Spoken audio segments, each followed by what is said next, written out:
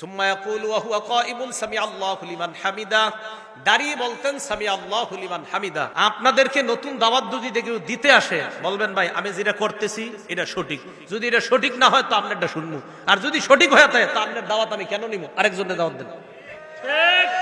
আমি পড়াশোনা কইরা মনে করছেন যে আন্দাজি আমল করবো, নামাজ শুদ্ধ হবে না, পাগল নাকি আমি? হ্যাঁ, তা আমি পড়ছি কি করতে? একজন ডাক্তার হয়েছে, ডাক্তার হওয়ার পর ওনারা আপনি বললেন তুমি পাগল, বেচারা কষ্ট পাবে না? তা আমি এই 16 বছর 20 বছর পড়াশোনা করলাম ভুল আমল করার জন্য না সঠিকটা জানার জন্য?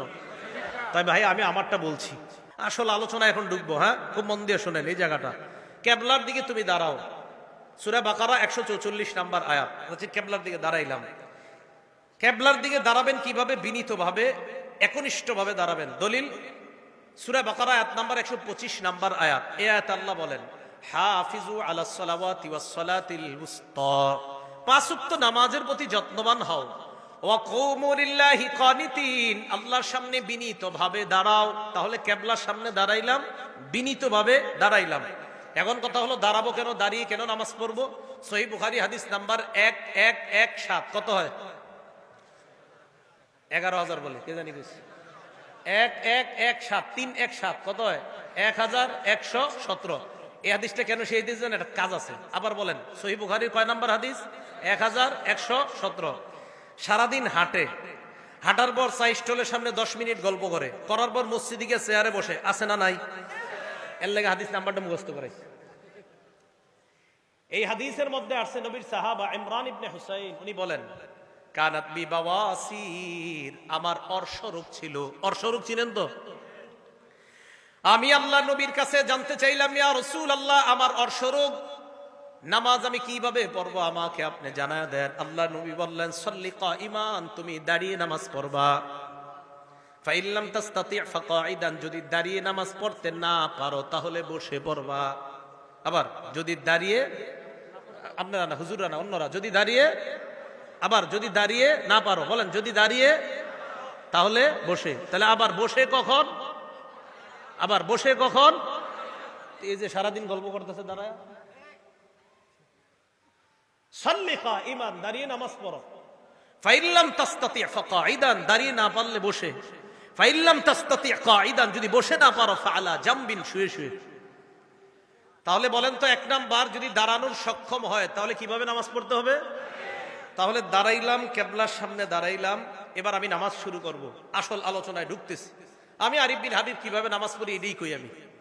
এবার আমি নামাজে দাঁড়াবো, দাঁড়ানোর পর আল্লাহু আকবার বলবো আমি, এটা বলে তাকবীর বলবো আমি। এখন কথা হলো আল্লাহু আকবার যে বলবো এটার দলিল আছে কোথায়? হ্যাঁ, এই যে আমি আল্লাহু আকবার বলবো সূরা মুদ্দাসসিরের মধ্যে আছে। আল্লাহ পাক রব্বুল আলামিন বলেন ইয়া আইয়ুহাল মুদ্দাসসির কুম ফাআনজির ওয়া রাব্বাকা ফাকাব্বির। সূরা মুদ্দাসসিরের 3 নম্বর আয়াতে আল্লাহ বলেন ওয়া রাব্বাকা ফাকাব্বির, তাকবীর বলো, আল্লাহু আকবার বলো। তাহলে আল্লাহু আকবার বলা পাইলাম। এখন আল্লাহু আকবার বলে যে শুরু করতে হবে এটার দলিল কোথায় আছে? তিরমিজি শরীফের 3 নম্বর হাদিস, তাহরিমুহা আত-তাকবীর। তুমি নামাজের বাহিরে যে বৈধ কাজগুলো আছে এই বৈধ কাজগুলা আল্লাহু আকবারের মাধ্যমে হারাম করবা। নামাজের বাহিরের বৈধ কাজগুলা আল্লাহু আকবার বলে ওই বৈধগুলাই নামাজে হারাম করতে হবে। নামাজে খাওয়া কি বৈধ না অবৈধ? নামাজে অবৈধ। বলেন নামাজের বাহিরে খাওয়া বৈধ না অবৈধ? নামাজে অবৈধ। তাহলে নামাজের বাহিরের অবৈধ কাজগুলা আল্লাহু আকবার এই তাকবীরের মাধ্যমে এগুলা হারাম করা, এটা হলো তাকবীরে তাহরিমা। আচ্ছা, আল্লাহু আকবার বলে আমি নামাজ শুরু করব। এখন আমি আল্লাহু আকবার বলবো, আমি যে আল্লাহু আকবার বলবো এটার দলিল আছে কোথায়? সহিহ বুখারী 789 নম্বর হাদিস। এটা কেন বলতেছি? ঝগড়া মুক্ত সমাজ দেখতে চাই। আপনাদেরকে নতুন দাওয়াত যদি কেউ দিতে আসে, বলবেন ভাই আমি যেটা করতেছি এটা সঠিক, যদি এটা সঠিক না হয় তো আপনারটা শুনবো, আর যদি সঠিক হয়ে থাকে তো আপনার দাওয়াত আমি কেন নিব, আরেকজনের দাওয়াত দেন। আল্লাহু আকবার বলবো, তা আল্লাহু আকবারের দলিল সহিহ বুখারী 789 নম্বর হাদিস। এই হাদিসের মধ্যে আসছে রাসূল আকরাম সাল্লাল্লাহু আলাইহি সাল্লাম কানা ইযা কামা ইলা সালাহ, যখন নামাজে দাঁড়াইতেন, ইউকাব্বিরু হিনা ইয়াকুম, যখন দাঁড়াইতেন আল্লাহ নবী আল্লাহু আকবার বলতেন। সুম্মা ইউকাব্বিরু হিনা ইয়ারকা, রুকুতে যাওয়ার সময় আল্লাহু আকবার বলতেন। সুম্মা ইউকাব্বিরু হিনা ইয়ারফাউ সুলবাহু মিনার রাকআ, রুকু থেকে উঠার সময় আল্লাহ নবী আল্লাহু আকবার বলতেন। সুম্মা ইয়াকুলু ওয়া হুয়া কাইমুন সামি আল্লাহু লিমান হামিদা, দাঁড়িয়ে বলতেন সামি আল্লাহু লিমান হামিদা। সুম্মা ইউকাব্বিরু হিনা ইয়াহবি, সিজদায় যাওয়ার সময় বলতেন আল্লাহু আকবার। সুম্মা ইউকাব্বিরু হিনা ইয়াসজুদ, দ্বিতীয় সিজদার সময় বলতেন আল্লাহু আকবার। সুম্মা ইউকাব্বিরু হিনা ইয়াকুমু মিনাস সিনতাইন, 2 রাকাত নামাজ পড়ার পর বৈশা যদি তৃতীয় রাকাত হয় অথবা 4 রাকাতওয়ালা নামাজ হয়, ওঠার সময় আবার আল্লাহু আকবার বলতেন। তাহলে আল্লাহু আকবার বলা, আল্লাহু আকবার বলার দলিল পাইলাম সহিহ বুখারীর 789 নম্বর হাদিস। আল্লাহু আকবার দলিল পাইছে কিনা? কোন জায়গায় যদি আমি দলিল না দিই খপ করে আমারে ধরবেন আজকে। এইগুলো আল্লাহু আকবার বলার দলিল। এবার হইলো হাত কতটুকু উঠাবো, এই তো আচ্ছা মন দিয়ে শুনেন। মুসলিম শরীফের 390 নাম্বার হাদিস, মাদ্রাসা পাঠ্যপুস্তক অনুযায়ী, হ্যাঁ কথা শুনেন, মাদ্রাসা পাঠ্যপুস্তক অনুযায়ী 3033টা হাদিস হবে। এই অনুযায়ী মুসলিম শরীফের 390 নাম্বার হাদিস। এই হাদিসে আসছে রাসূল আকরাম সাল্লাল্লাহু আলাইহি সাল্লাম যখন নামাজ শুরু করতেন কাব্বারা, আল্লাহু আকবার বলতেন, ওয়া রাফা ইয়াদাই, হাত উঠাইতেন। হাত যখন উঠাইতেন হাত্তা তাকুনা, হাতগুলা আল্লাহ নবীর এই পরিবার উঠতো, হাত্তা তাকুনা হাজওয়া মানকিবাই, কাঁধ বরাবর উঠাইতেন। বলেন কি বরাবর? হ্যাঁ, খুব মন দিয়ে শুনেন। তাহলে মুসলিম শরীফের 390 নাম্বার হাদিসে পাইলাম কি বরাবর? কাঁধ। বলেন সবাই কি বরাবর? আমি চিন্তা করলাম আচ্ছা কাঁধ বরাবর পাইলাম, কারণ আপনারা টেনশনে পড়ে আছেন, হুজুর আমরা তো কান বরাবর উঠাই, ঠিক না? আলোচনা পুরা শুনবেন। কাঁধ বরাবর পাইলাম, পাওয়ার পর এবার আমি আরিফ বিন হাবিব চিন্তা বইরা গেলাম, তো কাঁধ বরাবর পাইলাম, দেখি আর কিছু আছে কিনা। এবার মুসলিম শরীফের 391 নাম্বার হাদিস, মানে পরের হাদিসটা। এই হাদিসের বর্ণনাকারী মালিক ইবনুল হুয়াইরিস। এই মালিক ইবনুল হুয়াইরিস বলেন আন্নাহু রাআ রাসূলুল্লাহি সাল্লাল্লাহু আলাইহি ওয়াসাল্লাম, মালিক ইবনুল হুয়াইরিস আল্লাহ নবীকে দেখলেন কাব্বারা, উনি তাকবীর বলে নামাজ শুরু করলেন। রফা ইয়াদাই, নামাজে শুরু করার সময় হাত উঠাইলেন। হাত এমন ভাবে আল্লাহ নবী উঠাইলেন হাত্তা ইউহাজি বিহিমা উযুনাই, 2 হাত কান বরাবর উঠাইলেন। তাহলে 390 নাম্বার হাদিস কাঁধ বরাবর, 391 নাম্বার হাদিস কান বরাবর। বলেন আবার, 390 নাম্বার হাদিস কাঁধ, আর 391 নাম্বার হাদিস কান বরাবর। তাহলে 390 নাম্বার হাদিস মুসলিম শরীফের কাঁধ বরাবর, 391 নাম্বার হাদিস কান বরাবর। এখন কানের লতি নামে কোনো শব্দ শুনছেন নি? কানের লতি আমরা কিন্তু ছোটবেলা থেকে শিখছি কানের লতি বরাবর। এখন টেনশনে পড়ে গেলেন আপনারা, হুজুর লতির কথা কই পাইছেন? এই প্রশ্ন করেও লতির কথা এই 391 নাম্বার হাদিসের শেষে আছে মুসলিম শরীফে। হ্যাঁ, এই হাদিসের শেষে আছে।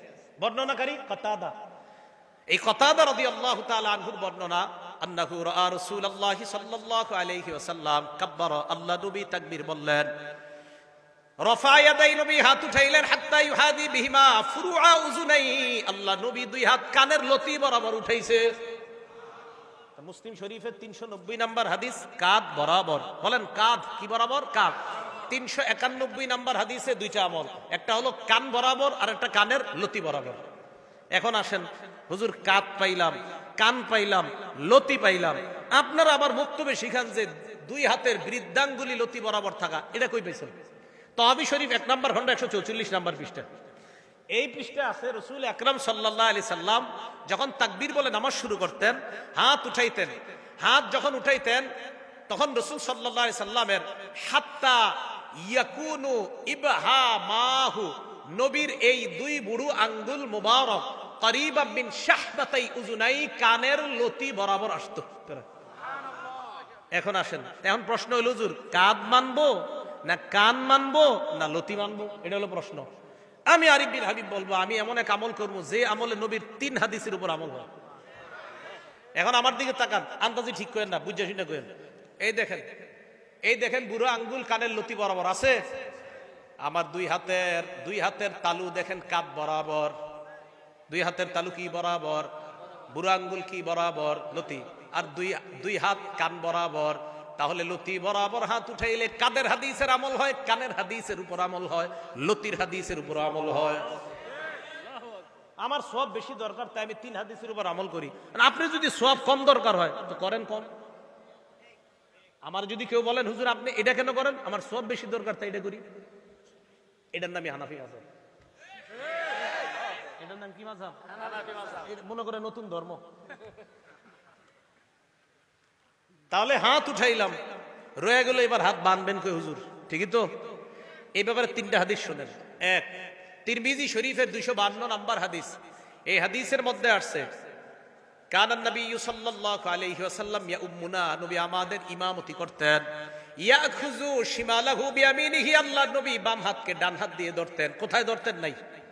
ডান হাত দিয়ে বাম হাত ধরতেন, এটা আছে। কোথায় ধরতেন? এটা নাই। আবার বলছি, ডান হাত দিয়ে বাম হাত ধরতেন, কোথায় ধরতেন? এটা নাই। তাহলে হাদিস একটা পাইলাম, তিরমিজি শরীফের 252 নাম্বার, ডান হাত দিয়ে বাম হাত ধরতেন। এবার বুখারী শরীফের 740 নাম্বার হাদিস শুনেন। এই হাদিসে আসছে কানান নবী কানান নাস ইউবারুনা আইয়াদআ আর-রাজুলুল ইয়াদাল ইউমনা আলা জিরাইহিল ইউসরা, সাহাবাদেরকে আদেশ করা হতো সাহাবারা যেন ডান হাত দিয়ে বাম হাতের বাহু ধরে। বলেন ডান হাত বাম হাতের বাহুতে রাখবে। বলেন ডান হাত বাম হাতের। প্রথমে পাইলাম ডান হাত দিয়ে বাম হাত ধরা, বুখারীর হাদিসে পাইলাম ডান হাত বাম হাতের বাহুতে রাখা। এখন আপনাকে প্রশ্ন, হুজুর আমরা তো কবজি ধরি, এই তো, আরে আমরা কবজি ধরি না? তাহলে আবার আগের কথা, এমন এক হাদিসের উপর আমল করবো যে হাদিসে বাহুও আসে, কবজিও আসে, তালুও আসে, যে আমল করলে নবীর 3 হাদিসের উপর আমল হয়, এমন কোন হাদিস পাই কিনা দেখি। আবু দাউদ শরীফের 727 নম্বর হাদিস। হাদিস যা বলছি সব সহিহ হাদিস। আবু দাউদ শরীফের 727 নম্বর হাদিস। এই হাদিসে আসছে রাসূল আকরাম সাল্লাল্লাহু আলাইহি সাল্লাম ওয়াদা ইয়াদাহুল ইউমনা আলা যহরি কাফফিহিল ইউসরা ওয়ার রুসদি ওয়াস সাইদি, নবী ডান হাত দিয়ে বাম হাত মুবারক এমন ভাবে ধরতেন যে নবীর ডান হাত বাম হাতের তালুর পিঠ ধরতো, বাম হাতের কবজি ধরতো, বাম হাতের বাহু ধরতো। ওই আগের তিরমিজির হাদিসে আছেন 255 নম্বর হাদিসে আছে হাত ধরতেন, বুখারীর 740-এ আছে বাহু ধরতেন, আর আবু দাউদের 727 নম্বর হাদিসে পাইলাম বাহুও পাইলাম, কবজিও পাইলাম, হাতের এই তালুর পিঠও পাইলাম। তো এই হাদিসের উপর আমল করলে বুখারীর হাদিস অনুযায়ী বাহুর উপর আমল হয়, তিরমিজির হাদিস অনুযায়ী হাত ধরার আমল হয়, আবু দাউদের হাদিস অনুযায়ী কবজি, হাতের তালুর পিঠ এবং বাহু সবগুলোর উপর আমল হয়। ভাই আমি এই জন্য এটা পালন করি। আমি কখনো কাউকে আঘাত করে কথা বলা পছন্দ করি না আমি, কিন্তু আমাকে যদি বলেন কেন, আমি বলবো এই কারণে আমি 3 সুন্নাহ পালন করে বেশি সওয়াব চাই। আমি আগেও বললাম ওই জায়গায় আমি বেশি সুন্নাহ পালন করে বেশি সওয়াব চাই। এবার শুনছেন দ্বিতীয় কথাটা, এটাই হানাফি মাযহাব। এটা কি মাযহাব? এটা কোনো নতুন ধর্ম না, এই ভুল বুঝবেন না। এবার আসেন, হাত বাঁধবেন, এই তো কি করবেন? হাত বাঁধবেন। এই কথাগুলোর বিরুদ্ধেও যদি কারো কেউ থাকেন, মন দিয়ে শোনেন, শিক্ষিত কোনো যুবক ভাইরা যদি শোনেন, শোনার পরে আমার বিরুদ্ধে কিছু লেখার আগেও আপনি অন্তত মাথাটা লাগায় চিন্তা করবেন যে আসলে রাসূলের সুন্নাহ কোনটা। আর আমি তো কাউকে আঘাত করে, কাউকে ইঙ্গিত করে কিছু বলছি না, আমি শুধু বলছি আমার সালাত শুদ্ধ কিনা, আমার সালাত কি কিনা, আমার নামাজ। আমি পড়াশোনা কইরা মনে করছেন যে আন্দাজে আমল করবো, নামাজ শুদ্ধ হবে না, পাগল নাকি আমি? হ্যাঁ, তা আমি পড়ছি কি করতে? একজন ডাক্তার হয়েছে, ডাক্তার হওয়ার পর ওনারা আপনি বললেন তুমি পাগল, বেচারা কষ্ট পাবে না? তা আমি এই 16 বছর 20 বছর পড়াশোনা করলাম ভুল আমল করার জন্য না সঠিকটা জানার জন্য? তাই ভাই আমি আমারটা বলছি। এখন আসেন হাত রাখা। সহিহ ইবনে হিব্বান আরো অনেকগুলা কিতাব আছে, বলে এই জায়গা খালি মুসান্নাফ ইবনে আবি শাইবা মনে রাখবেন। মুসান্নাফ ইবনে আবি শাইবা 3959 3959 নম্বর হাদিস। আলকামা ইবনে ওয়াইল ইবনে হুজুর থেকে বর্ণনা, তিনি বলেন রাআইতুন নাবিয়্য সাল্লাল্লাহু আলাইহি ওয়াসাল্লাম ওয়াদা ইয়াদাহুল ইউমনা আলাল ইউসরা, আমি আল্লাহর নবীকে দেখলাম আল্লাহর নবী ডান হাত দিয়ে বাম হাত ধরছেন। ফিস সালাতি তাহতা সুররা, নামাজের মধ্যে নাবির নিচে হাতটা রাখছে। আমি আল্লাহর নবীকে দেখলাম, আলকামা ইবনে ওয়াইল ইবনে হুজুর বলেন আমি আল্লাহর নবীকে দেখলাম ডান হাত বাম হাতের উপর রাখছে, নাবির নিচে। আর যে আগের আমলটা বললাম যদি এই জায়গায় ধরেন অটোমেটিক আপনার হাত নাবির নিচে চলে যাবে। আল্লাহর নবীকে দেখলাম আমি নাবির নিচে রাখছে। এটা হলো মুসান্নাফ ইবনে আবি শাইবার 3959 নম্বর হাদিসের বর্ণনা, সনদ সহিহ।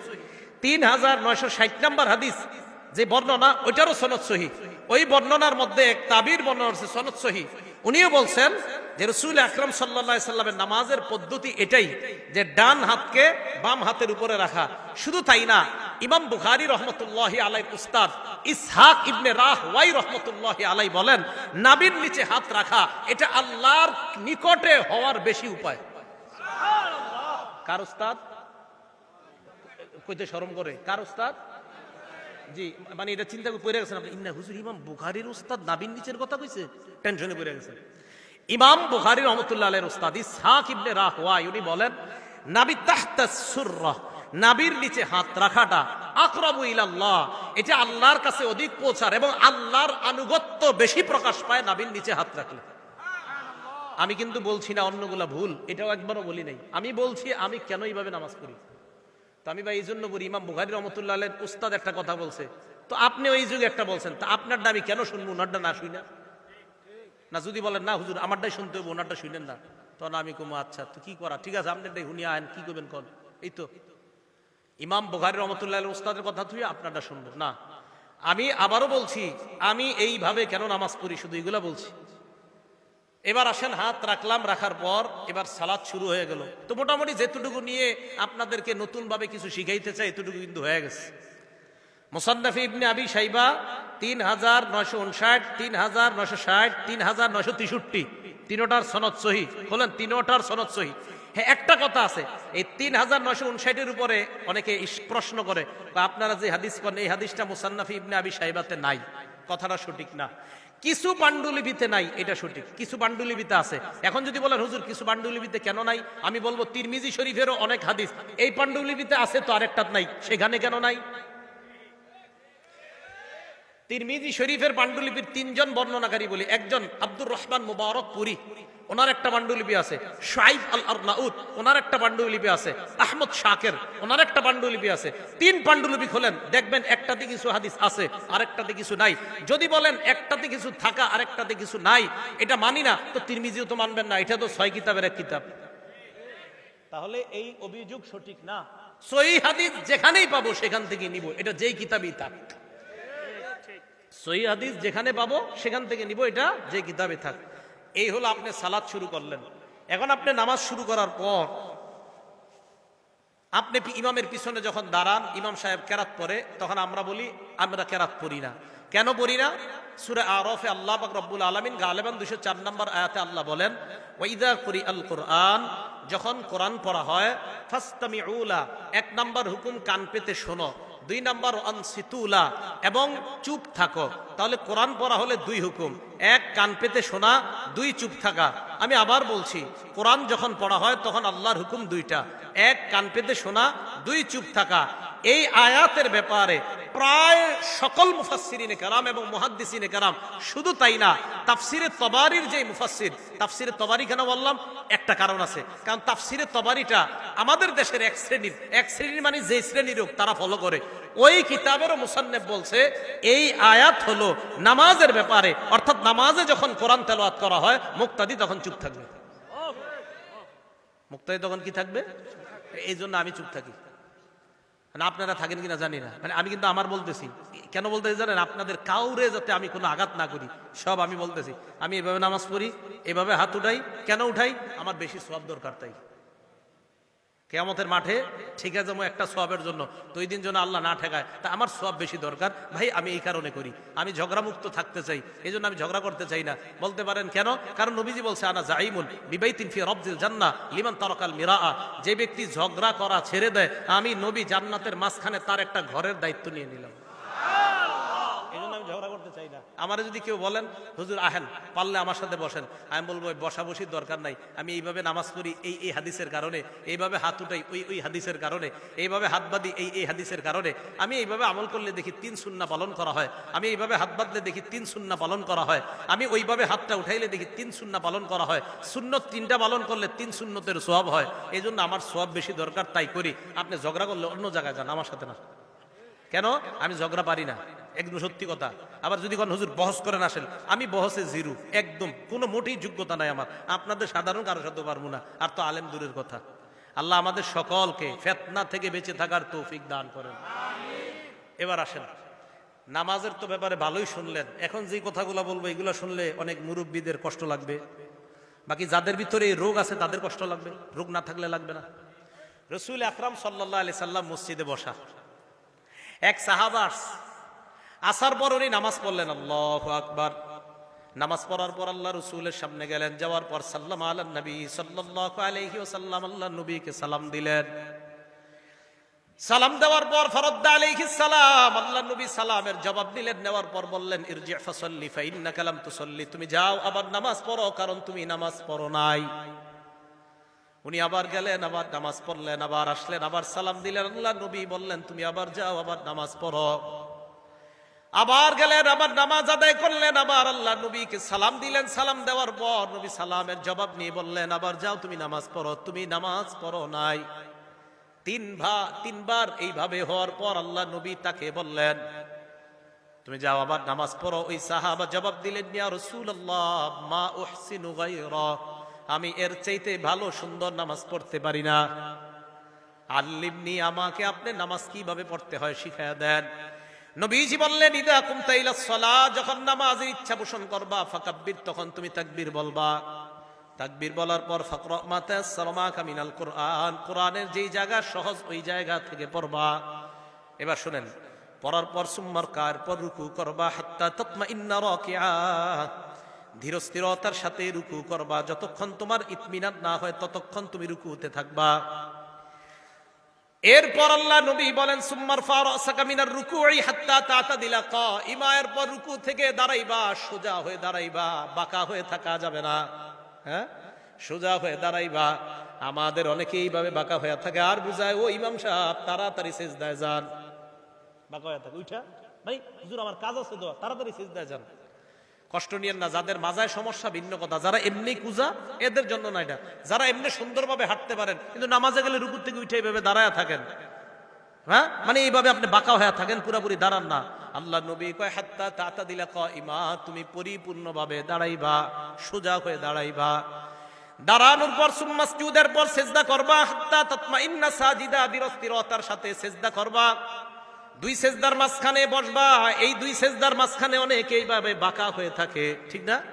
দুই সেজদার মাঝখানে মানে উঠে বাঁকা হয়ে থাকে, হুজুর আরেকটা সেজদা তাড়াতাড়ি দেন, এইভাবে থাকে। মনে রাখবেন বাঁকা হওয়ার, এই বাঁকা হওয়াটা যদি বেশিরভাগ নিচের দিকে থাকে তো আপনার তো সেজদা একটা হইল। আরে বাঁকা হওয়া যদি বেশি নিচের দিকে থাকে তো আপনি সেজদা দুইটার দেওয়ার কথা না, তো আপনার তো কোনো ওজোর নাই, আপনি ইচ্ছা করে এইভাবে রয়েছেন, মানে আপনি এক সেজদা থেকে এখনো উঠেন নাই, দুই সেজদার মাঝখানে আপনি বসেন নাই।